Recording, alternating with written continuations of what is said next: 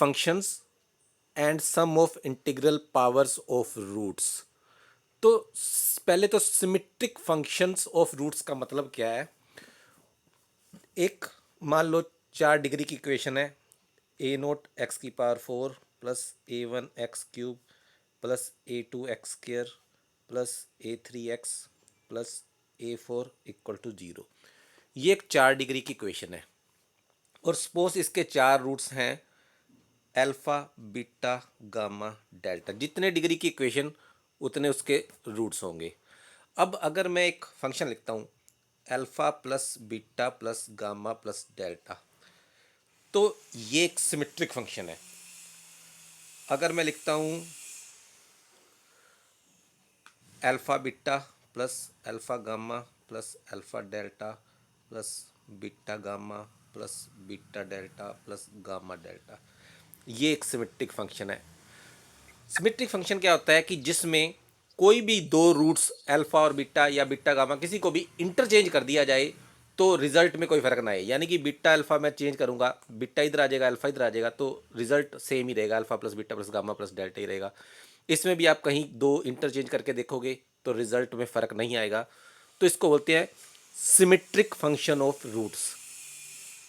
अब इसके बाद आता है कि इनकी शॉर्ट फॉर्म्स।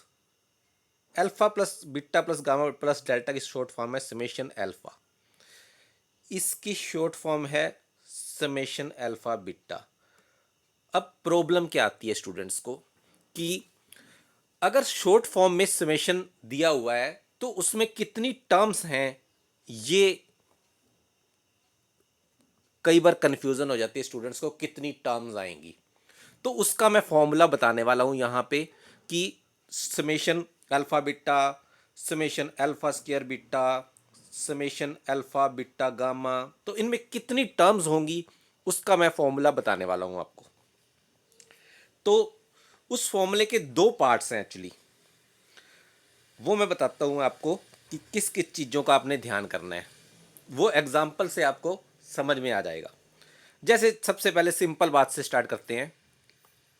समेशन अल्फा में अगर बताना है तो क्योंकि अल्फा की पावर 1 है,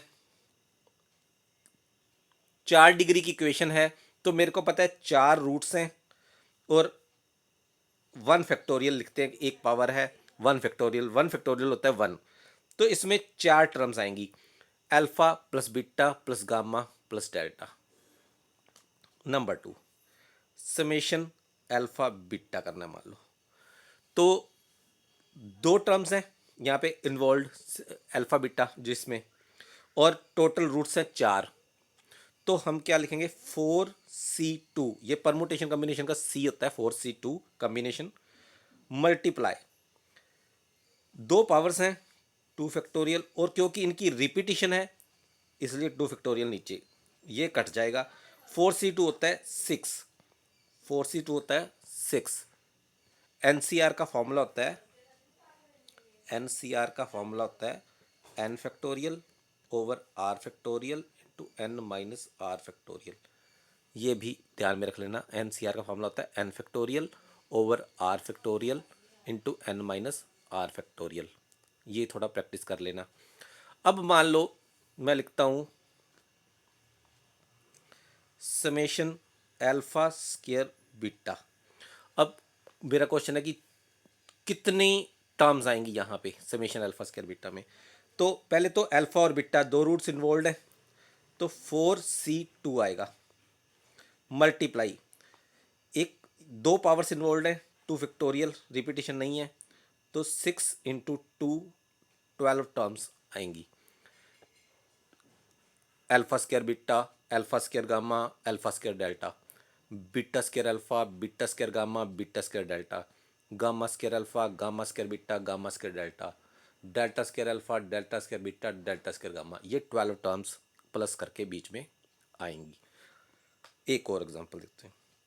मान लो पूछा जाए समेशन अल्फा बीटा गामा में कितनी टर्म्स आएंगी, यानी किस किस का प्लस होगा, तो कितनी टर्म्स का प्लस होगा। तो पहले तो 4C3, ये फर्स्ट पार्ट। नंबर 2, पहले तो 4C कितना आएगा वो देखना होता है। नंबर 2 पावर्स 3 हैं, 3 फैक्टोरियल, अपॉन 3 की रिपीटिशन है, 3 फैक्टोरियल से डिवाइड कर दिया। 4c3 होता है 4। तो इसमें कौन कौन सी टर्म आने वाली हैं? Alpha beta gamma plus alpha gamma delta plus alpha beta delta plus beta gamma delta, ये 4 टर्म्स आने वाली हैं।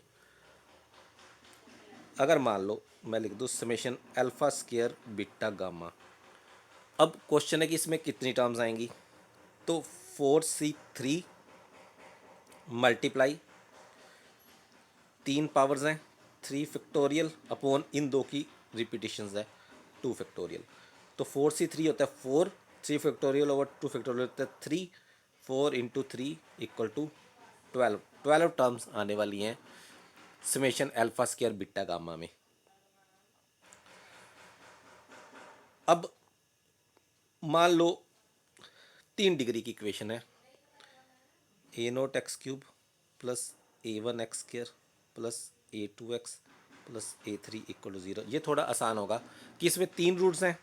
अगर मैं ऐसे आप पूछो कि समेशन अल्फ़ा बीटा में कितनी टर्म्स आएंगी, तो मैं कहूँगा कि क्योंकि 3 रूट है 3c 2 इन्वॉल्व है 1 1